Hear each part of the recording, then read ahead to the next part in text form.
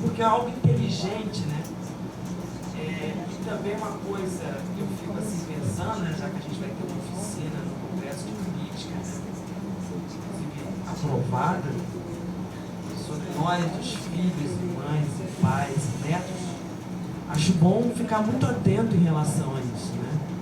Porque isso aí é uma tarefa de responsabilidade, e é responsabilidade mesmo, não tem curva, né? Então é bom a gente saber mesmo do que está se tratando, ainda mais de uma casa como essa, né? Onde você tem pesquisadores, professores, mas também orgânicos, né? Que trabalharam, trabalhou, eu trabalhei, mas também agora é aposentado. E afim. E também a gente tem trajetórias também de produção de conhecimento, como o próprio Lápis, Rubem, eu, Felipe, são frutos também dessa reflexão.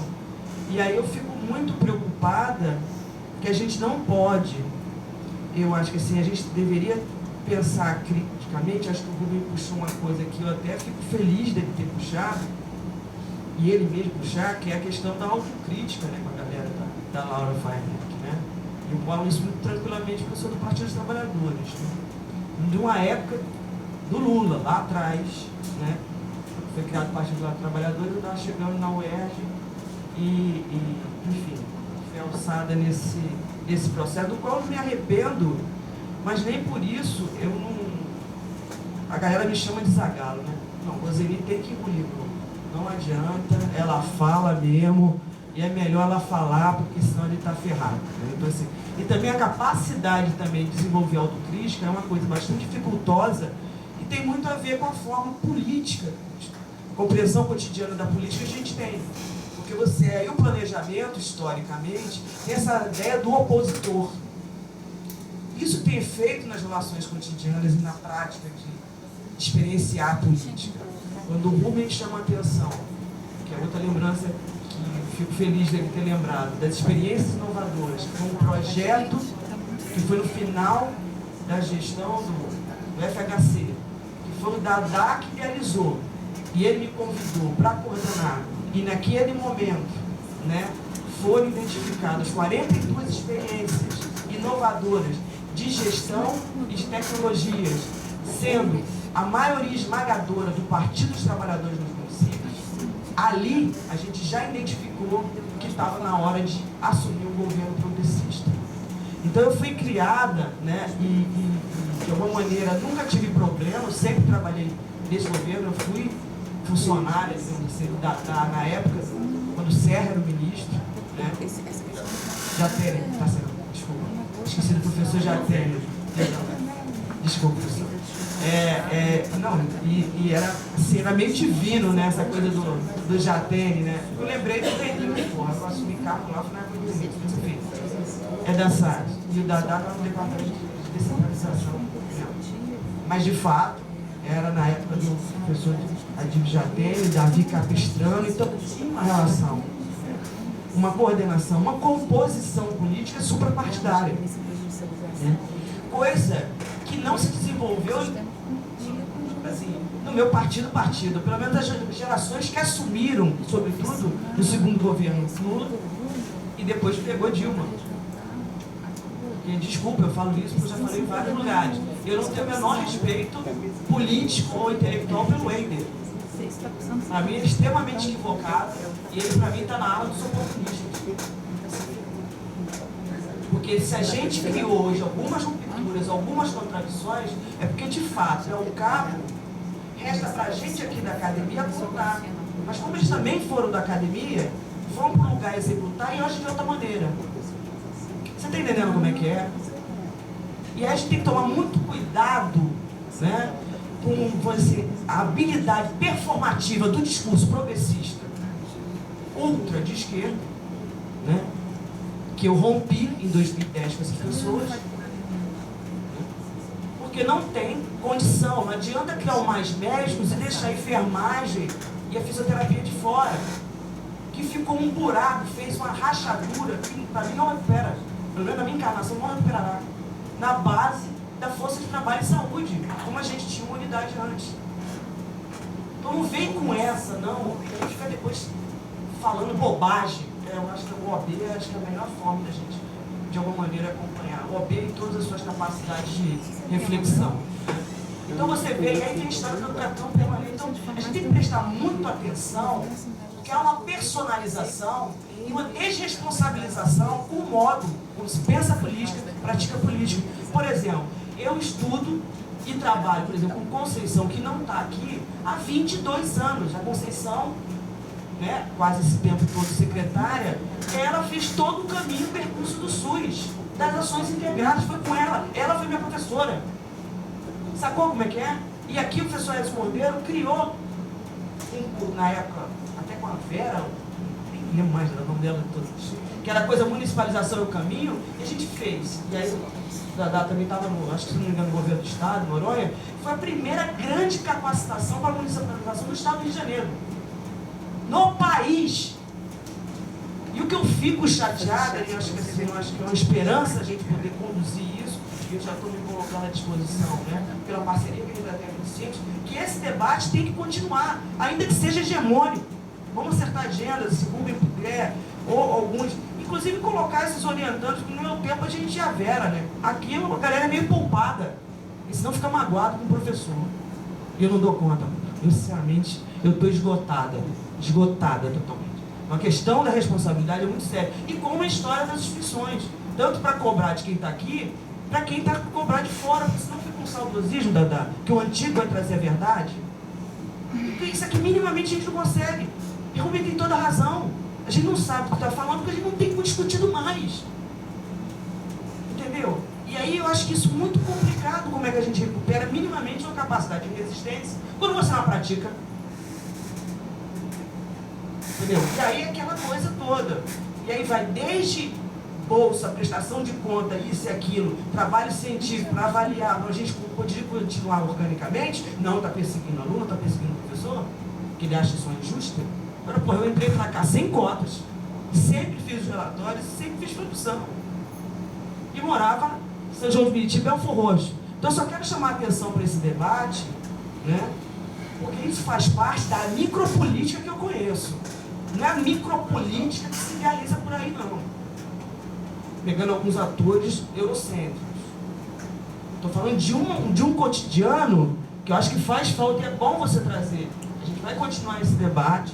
Eu vou passar já para os professores, porque eu acho que a gente tem uma crise de responsabilidade moral e coletiva. Isso não tem a ver com a responsabilidade no aqui a gente não consegue trabalhar com Paulo Freire, aqui a gente não consegue ler Faoro. Isso é uma disciplina, uma coisa obrigatória aqui, para mais a gente poder entender o que está acontecendo hoje e o que a gente perdeu para trás. Florestan Fernandes, a gente não lê, a gente não sabe do nosso país, a gente não sabe do SUS desse país. O que a gente quer é competir, né? E eu estou falando da minha experiência individual como docente, pesquisadora, servidora pública. Se alguém discorda ou tem um projeto melhor, apresente. Fácil, nós estamos aqui disponíveis, tanto no trabalho como todos. Porque o que falta, eu acho, que é um debate concreto e coerente. Eu fico desesperada, porque eu participei de uma subida e agora estou tendo que lidar com a desgraça. E você quer falar alguma coisa com as gerações novas, você tem que contar tudo de novo, porque não nasceram nessa época. Não é verdade? Quando é que você nasceu? Que ano? Tá vendo? Tá vendo? Você tem que contar 80 inteiro. Você está fazendo mestrado? Não, sou professora da enfermagem. Tá vendo? Professora. Aí, porra, como é que a gente consegue debater uma política onde todo mundo tem a memória da Ciência Sem Fronteira? Porra, não sabe o que aconteceu antes para chegar no Ciência Sem Fronteira. Então isso, para mim, é um apelo. E essa mesa, para passar para todo o mundo, é que a gente tem que recuperar e fazer da autocrítica algo diário. E não fazer como os meus, vou dizer assim, partidários, só discutir quando vem a merda à frente. Porque não foram poucos avisos, não é, Rubem? Não foram poucos avisos ao grupo, pelo menos das 3 pessoas, 2 pessoas que você citou aí, que durante todo o processo tiveram poder, tiveram inúmeros avisos sobre a incapacidade de escuta das suas bases e a total oposição a qualquer um que falasse diferente deles. Eu fui criada por avó. E toda a minha geração e o meu crescimento também teve pessoas mais experientes que me ensinaram. Então não tinha problema nenhum de sentar ou ir em algum lugar com a Dib Jatene e depois sentar com o Davi Capistrano, filho, que faleceu. Aqui tem problemas. Agora, o que a gente também está vivendo hoje, tipo o Karnal sentar com o cara lá do... o Moro, aí está tudo meio escroto, né? Tudo escrachado. Então acho que a gente tem que repensar essas relações de uma forma muito coerente e responsável. Bom, está aberto aqui o debate. Gostaria de quem está nas gerações futuras aí da reforma sanitária pudesse falar também. Né, Catarina? Leandro? O grupo que vai estar sendo financiado para ir para congressos políticas.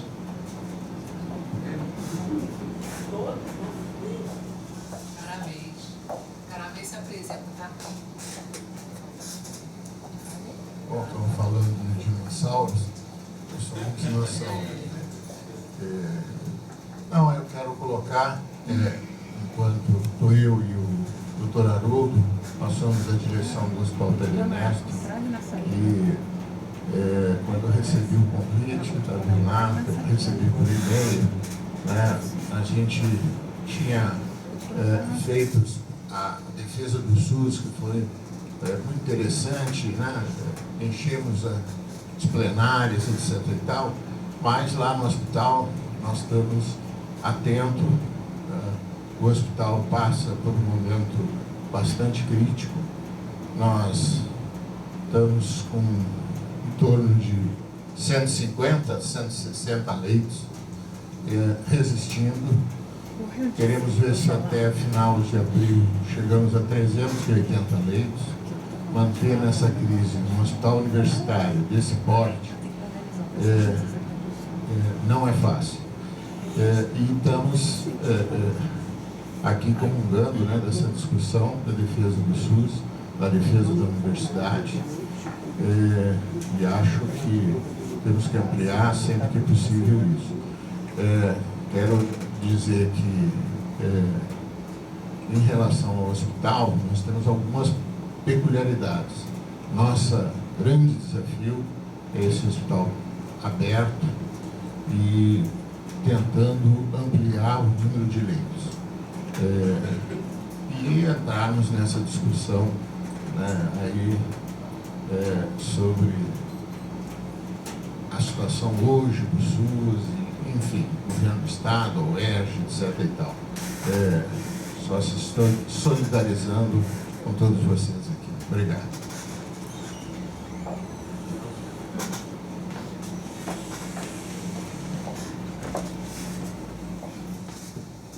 Gente, eu estou morrendo de frio.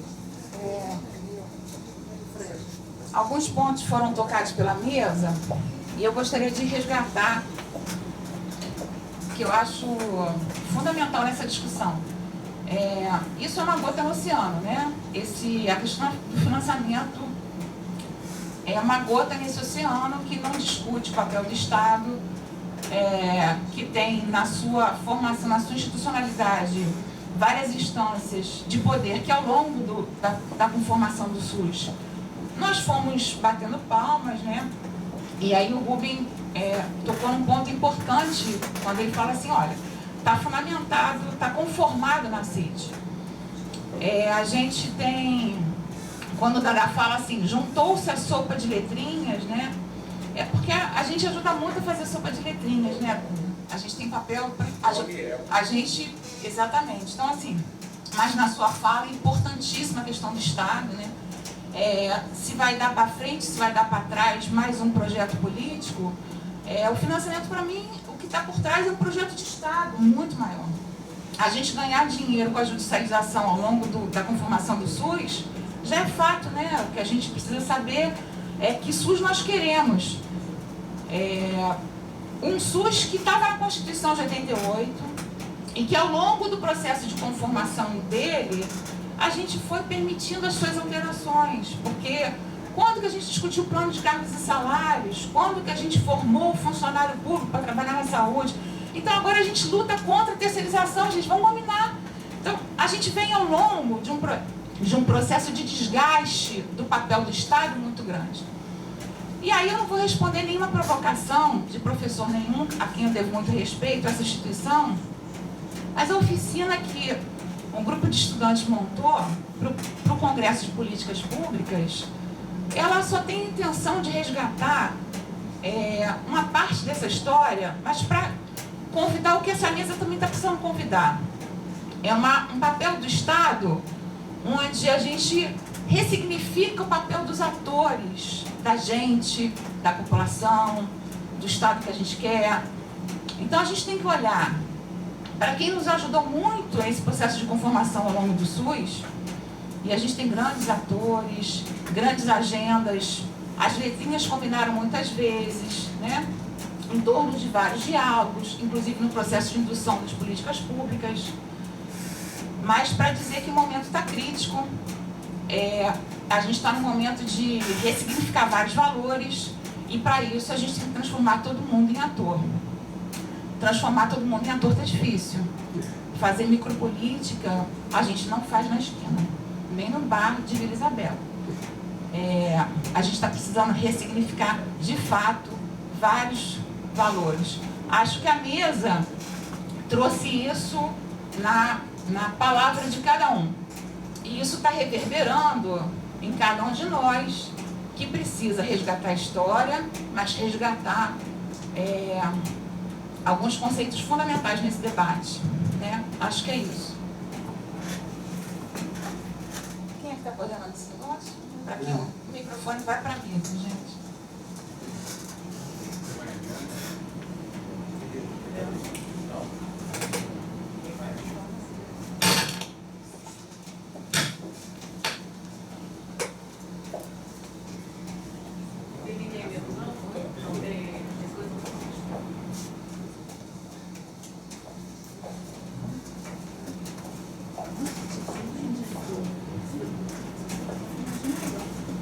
Oi, bom dia a todos.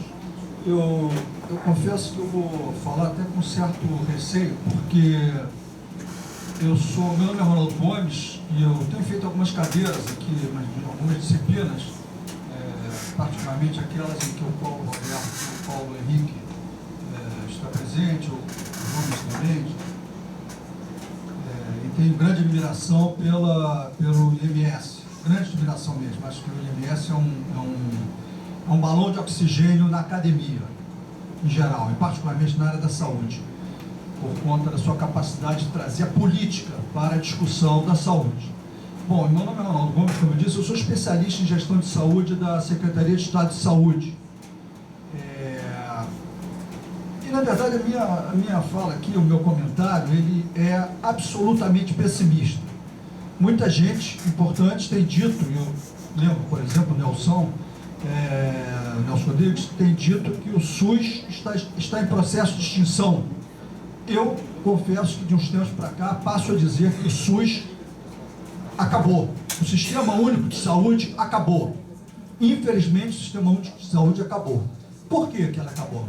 E que Sistema Único de Saúde acabou? O Sistema Único de Saúde que está definido na Constituição. Ou, como algumas aqui falaram, o sistema de saúde que queremos, né? Alguma coisa assim. E ele acabou por um motivo simples, porque ele hoje é uma grosseira colagem de milhares e milhares e milhares de sistemas locais. É isso que ele é. Na verdade, é isso que ele é. E não é à toa, é porque a estrutura dele, literalmente a estrutura dele, algo contra a qual não se pode lutar apenas com discurso, apenas com desejos, a estrutura dele, que é uma estrutura que se federalizou e se municipalizou, né, no sentido de transferir para esses municípios e para os donos desses municípios, quer dizer, a propriedade de cada sistema único desses, né, junto com as eleições a cada 2 anos, junto com a substituição dos prefeitos a cada 2 anos, dos governadores, dos secretários de saúde, e mais ainda, isso é que é impressionante, porque não são apenas esses cargos que são cargos de designação política, não, todos os cargos de direção, das suas unidades operacionais, seja da atenção básica até a alta complexidade, são cargos de de designação política também, quer dizer, o dono da política atual, o prefeito, o governador, o secretário de saúde, bota lá quem ele quer, né? Então, na verdade, eu acho que nós temos que... eu confesso a vocês, estou sendo muito franco, eu estava aqui ouvindo a discussão, é uma discussão importante, certamente é uma discussão importante, de gente extremamente experiente, mas quando eu olho essa questão toda essa discussão, inclusive a questão do financiamento do SUS, que é por muitos apontada como absolutamente fundamental, e na minha opinião não é absolutamente fundamental, comparativamente se percebe que há um subfinanciamento, mas na prática, o que vai por esses milhares de ralos para o fundo do poço, né? para o esgoto, em termos de dinheiro, de finanças, me traz a questão, e quando olhamos, eu já vou terminar a intervenção, o comentário, e quando olhamos o Sistema Único de Saúde do ponto de vista daqueles que dele dependem exclusivamente, e eu tenho uma situação, até por conta de termos aqui pessoas que se identificaram como da direção do Pedro Ernesto, há 2 anos atrás eu tive que intervir no Pedro Ernesto, né, intervir educadamente, é claro, com a maior diplomacia possível, até a direção superior do Pedro Ernesto. E veja bem, isso não é um problema pessoal, isso que eu quero dizer, não é um problema pessoal, né? Porque um amigo meu que depende exclusivamente do SUS, colega de ginásio de 40, 50 anos, precisava fazer uma operação de carótida, a cirurgia de carótida. A situação dele era tão grave, era tanta obstrução que tinha que abrir a carótida para raspar. Pois bem, ele foi internado e desinternado, como se conhece, sabe disso, uma vez. Quando eu tomei conhecimento da questão, ele estava lá já não sei quantas semanas, esperando para ser atendido, porque o CTI estava com problema, reforma, o diabo a 4. Quer dizer, ia ser desinternado novamente. Aí o que eu fiz? Eu fui lá e, educadamente, procurei lá as pessoas, né, da alta direção, e expliquei a situação, e disse, olha, tal, né, e conseguimos levá-lo lá para outra situação em que ele foi finalmente operado. Quer dizer, e eu tenho experiências, e mais experiências, e todos nós temos aqui, de vivência por dentro desses problemas. Então, para terminar, quer dizer, para terminar essa intervenção, eu sinceramente entendo que o Sistema Único de Saúde acabou e que é necessária uma nova reforma sanitária.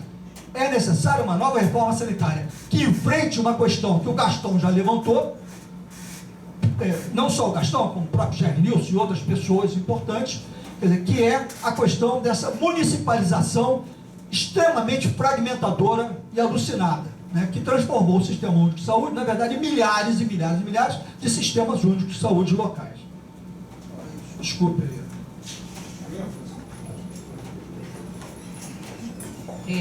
Eu queria só falar rapidinho, antes de passar para a mesa.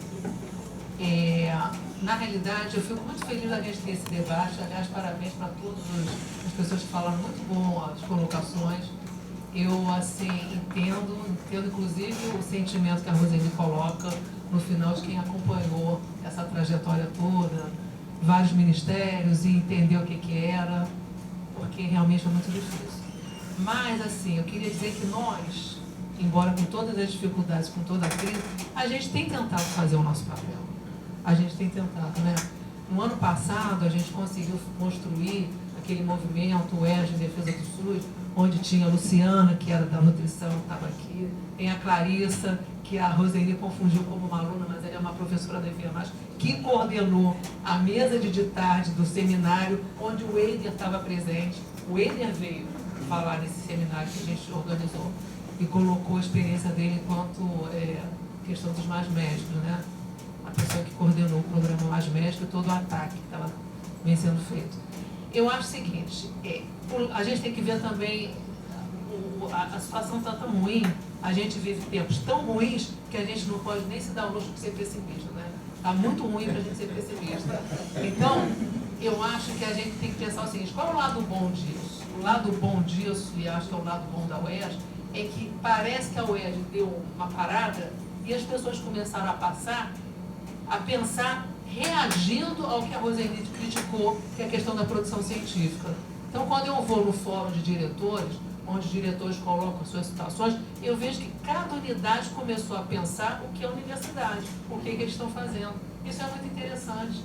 Eu acho que não existe um tipo de experiência dessa em nenhuma universidade do Brasil, de pensar cada um o que está fazendo e tentar contribuir para construir uma reação à crise. É isso que o pessoal está fazendo.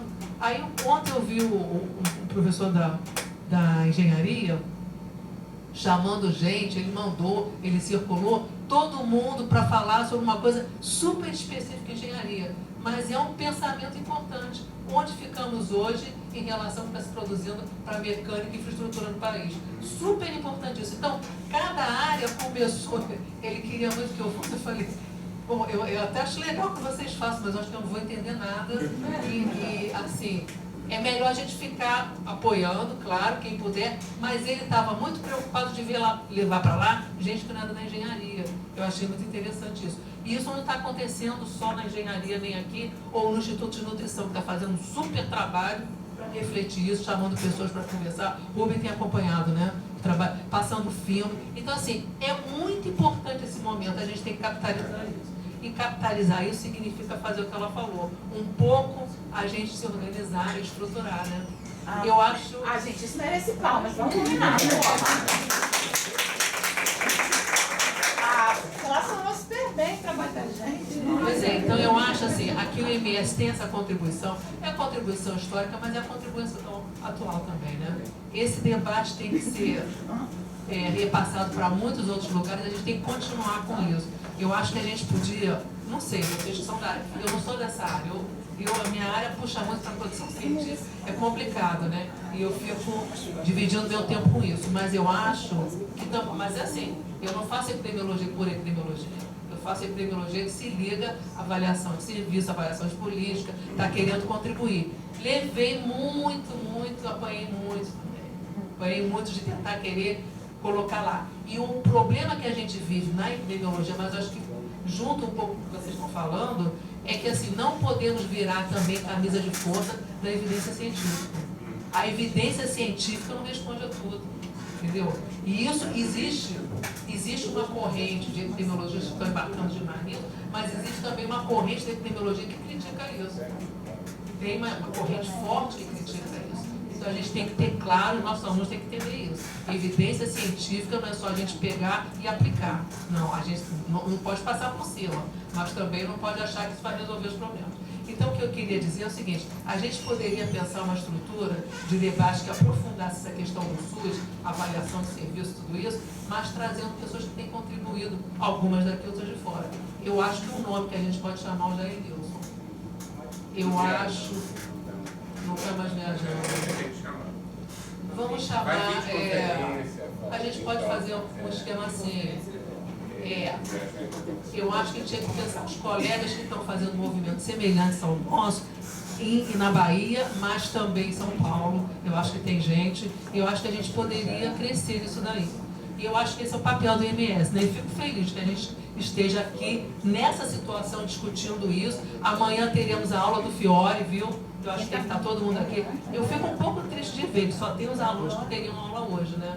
Os alunos dos outros dias não estão aqui. Não, tem mais gente. Tem mais gente. Mas a gente tem muito mais aluno do que isso. A gente tem muito mais aluno do que isso. Mas então eu vou passar aqui para a mesa. Obrigada a vocês, a todos que estão aqui presentes. Muito obrigada por ter aceitado o convite em cima da hora. Acho que foi super importante. E todos os outros professores da casa, né? Que continuam com a missão que a gente recebeu há muito tempo, né? Olha só. Bom, tem alguma outra pessoa que quer falar para a gente poder medir 10, né? Bate aquela fome. Vamos fazer a rodadinha aqui com a mesa. Espero que... Exatamente. Então começa... Manoel. Pela ordem. Bem, eu acho que eu quero assim, manifestar a satisfação em estar aqui, né, e ver pessoas que a gente já participou de ações, acho que uma satisfação muito Catarina, que já brigamos tanto, né, Catarina? Eu falei de Leandro lá atrás. Eu nem posso falar que é no movimento estudantil, porque senão vão achar que você é quase da minha idade, mas você é Não, muito você mais pode falar nova.